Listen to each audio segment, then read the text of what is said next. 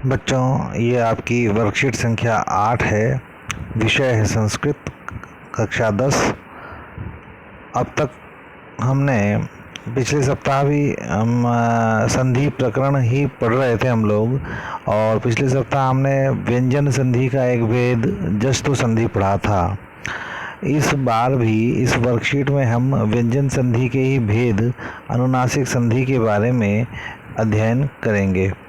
अनुनासिक संधि क्या होती है, किस प्रकार इसका व्यवहार होता है, इसको हम इस वर्कशीट में समझेंगे। तो बच्चों, एक बात तो हमको आपको पहले से भी पता है कि संस्कृत व्याकरण में संधि या किस व्याकरण संबंधित किसी भी विषय के लिए कुछ प्रमुख सूत्र होते हैं।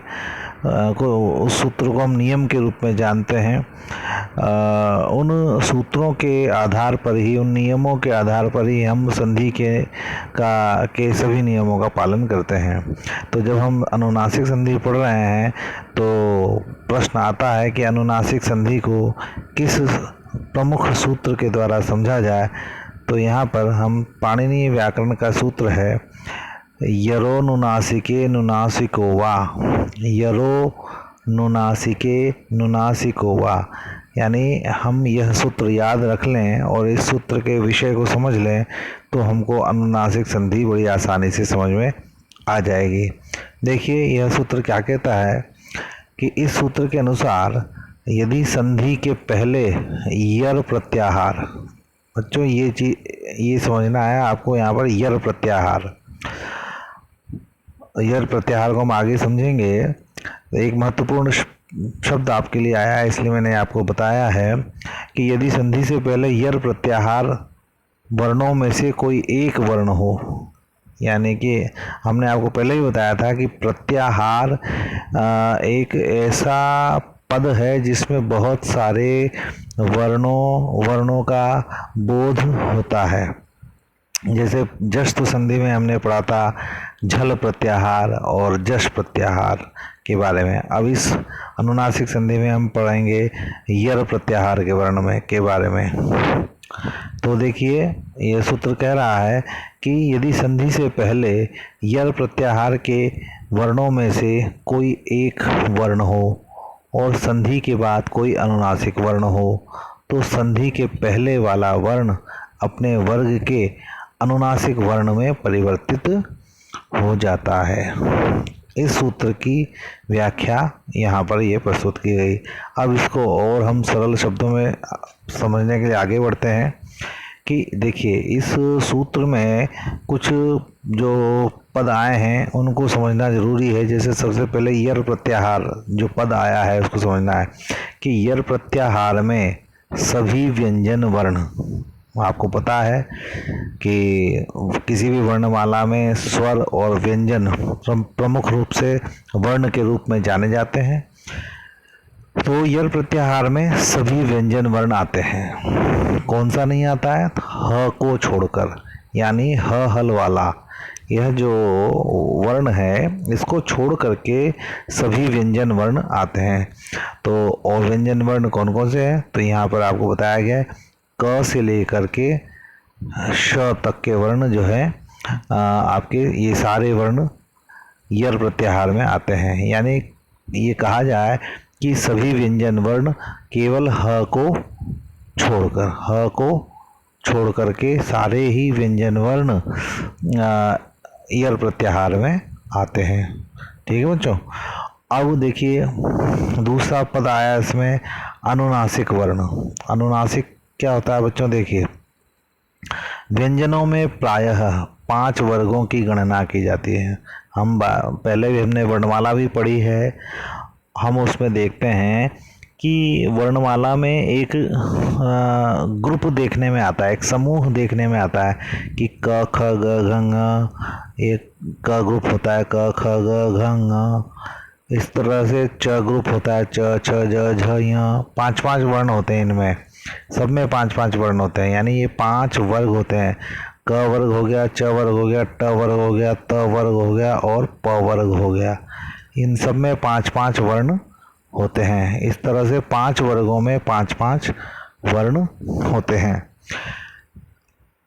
तो इनमें अनुनासिक वर्ण कहाँ होता है?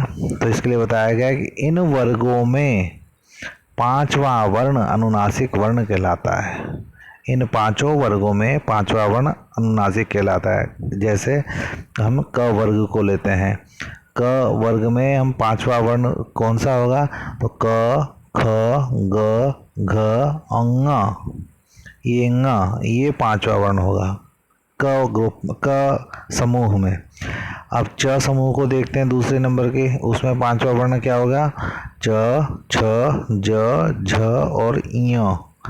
ये जो है पांचवा वर्ण हो गया च वर्ग में। ट वर्ग में पांचवा वर्ण क्या होगा?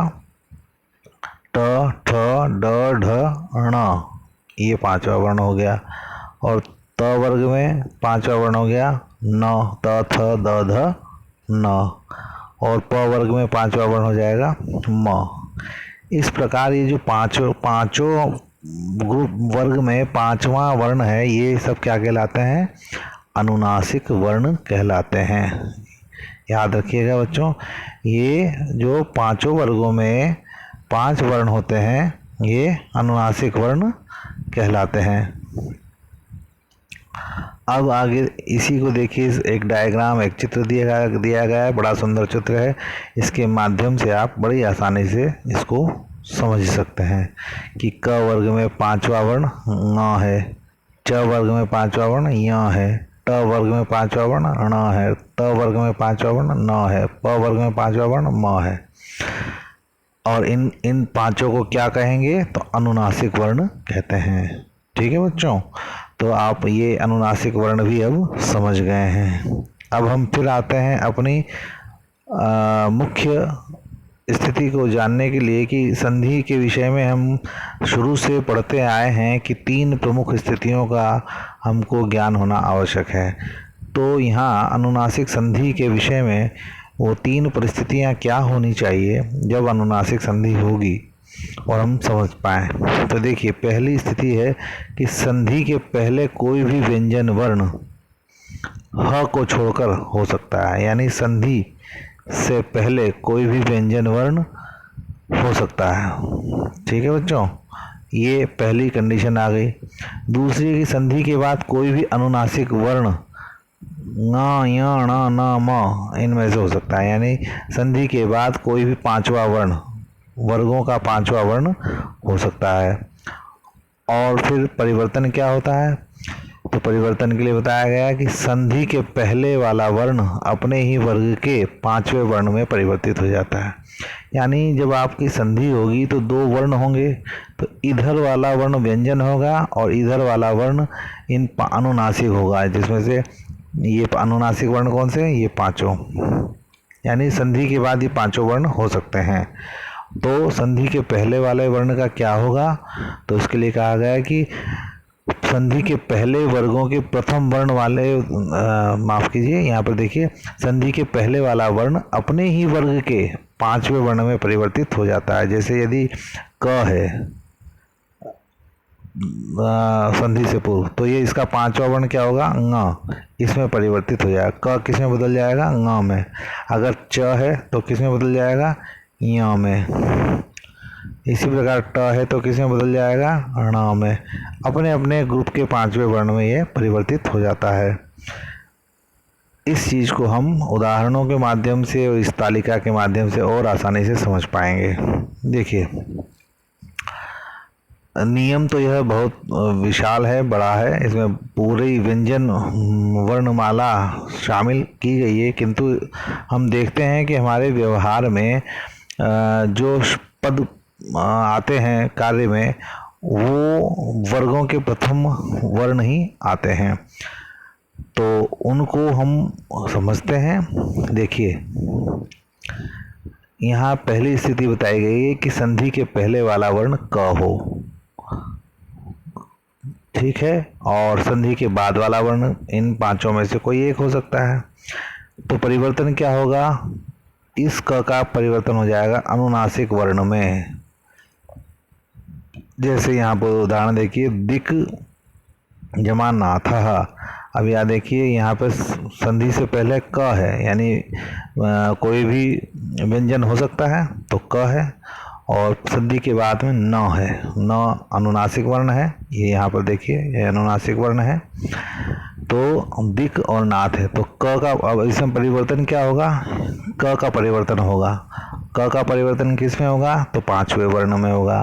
क के वर्ग में पांचवा वर्ण कौन सा होता है, तो क, ख, ग, घ और ङ, ये इसमें परिवर्तन होगा। तो देखिए यहाँ पर ये बना दिया गया है इस तरह से, तो दिंग नाथः। ठीक है, अगला उदाहरण देखिए, यहाँ पर अगला उदाहरण दिया गया है ट को लेकर के कि यदि संधि के पूर्व ट वर्ण हो तो किस प्रकार परिवर्तन होगा। तो संधि के बाद में अनुनासिक वर्ण में से कोई एक होंगे, परिवर्तन होगा ट का अनुनासिक वर्ण में। तो ट का अनुनासिक वर्ण क्या होगा, तो ट का पांचवा वर्ण क्या होता है, ण, यानी ट किस में बदल जाएगा, ण में। उदाहरण देखिए यहाँ पे, षट धन मासः, तो यहाँ पर ट है और यहाँ मा है, म है, यानी अनुनासिक संधि की स्थिति बन रही है। तो अब इसमें क्या होगा, ट का परिवर्तन ण में होगा। तो यहाँ देखिए, षट की जगह क्षण हो गया है और मासः अपनी जगह है। इस प्रकार से यह अनुनासिक संधि का दूसरा उदाहरण हमने समझा। फिर हम तीसरा उदाहरण यहाँ पे तालिका में देखेंगे। इसमें आपको दिखाई देगा कि संधि के पहले त हो और बाद में कोई भी अनुनासिक वर्ण हो तो त का परिवर्तन अनुनासिक वर्ण में हो जाएगा। त का पांचवा, त वर्ग का पांचवा वर्ण आता है बच्चों न, यानी त किस में बदल जाएगा, न में। उदाहरण देखिए यहाँ पर, एतत् मुरारी, एतत् मुरारी उदाहरण दिया गया है। इसमें देखिए कि संधि के पूर्व त है, संधि के पश्चात मुरारी में म है, तो यानी कि अनुनासिक स्थिति बन रही है अनुनासिक संधि की। तो त का परिवर्तन किस में हो जाएगा, वही पहले की तरह न में हो जाएगा। तो यहाँ पर एतत् मुरारी को जोड़ा हमने तो एतन मुरारी बना। इसी प्रकार जगत धन नाथः, त का परिवर्तन फिर से न में होगा, तो क्योंकि आगे न है, अनुनासिक संधि की स्थिति बन रही है, इसलिए त का परिवर्तन इसी वर्ग के पांचवें वर्ण में अर्थात न में हुआ। तो ये हमारे सामने जगन्नाथः, यह संधि पद सामने आया। अब इस संधि के आधार पर, अनुनासिक संधि के आधार पर आपको ये यहाँ पर अभ्यास प्रश्न दिए गए हैं। जो आपने पढ़ा है उसी में से आपको उत्तर देने हैं। देखिए, सबसे पहले आपको अनुनासिक संधि के लिए कौन सा सूत्र प्रयोग होता है वो पूछा गया है पहले प्रश्न में। दूसरे में, ईयर प्रत्याहार में ह व्यंजन आता है, हाँ या नहीं में बताइए। बड़े सरल सा है, आप बता सकते हैं। अनुनासिक वर्ण कौन कौन से होते हैं, कितनी बार हमने चर्चा कर ली है, आप बता सकते हैं। सही विकल्प का चयन कीजिए। देखिए, तत् जमा मरणम, तत् धन मरणम को हम संधि करेंगे तो क्या आएगा, आप याद रखेंगे। हर किसी भी अनुनासिक संधि का उदाहरण को हम जब भी देखेंगे तो यदि आपको संधि करनी है तो आप सब उसमें बस यही देखेंगे कि संधि के पूर्व यहाँ पर कौन सा वर्ण है।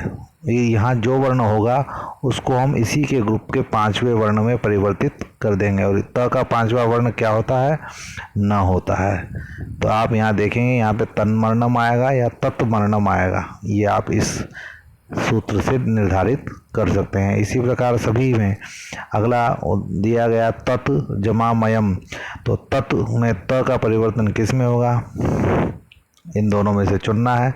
फिर षट मुखम, षट मुखम में आपको ट वर्ग का उदाहरण दिया गया है, तो ट वर्ग का ट का परिवर्तन किस में होगा, आपको पता है कि ट का परिवर्तन ण में होता है। तो अब इन दोनों में से आपको छांट करके लिखना है कि सही उत्तर क्या है। फिर वाक्मयम, आपका अगला उदाहरण दिया गया है। वाक्मयम में आपने देख रहे हैं कि संधि के पहले क है तो क का परिवर्तन ङ में होता है। तो आप ये इस दोनों में से चयन करेंगे कि दोनों में से सही उत्तर क्या है। इसी प्रकार पांचवा जो प्रश्न है ये अपमयः, अपमयः को जब हम मिलाएंगे तो क्या बनेगा, यहाँ पर प है, प का परिवर्तन हमेशा इसके पांचवें वर्ण में म में होता है। तो इन दोनों में से क्या होगा ये आपको बताना है। और मैं समझता हूँ कि अब इस प्रकार अध्ययन करने के बाद आप निश्चित रूप से इन प्रश्नों के बड़ी आसानी से उत्तर दे सकेंगे। धन्यवाद मित्रों।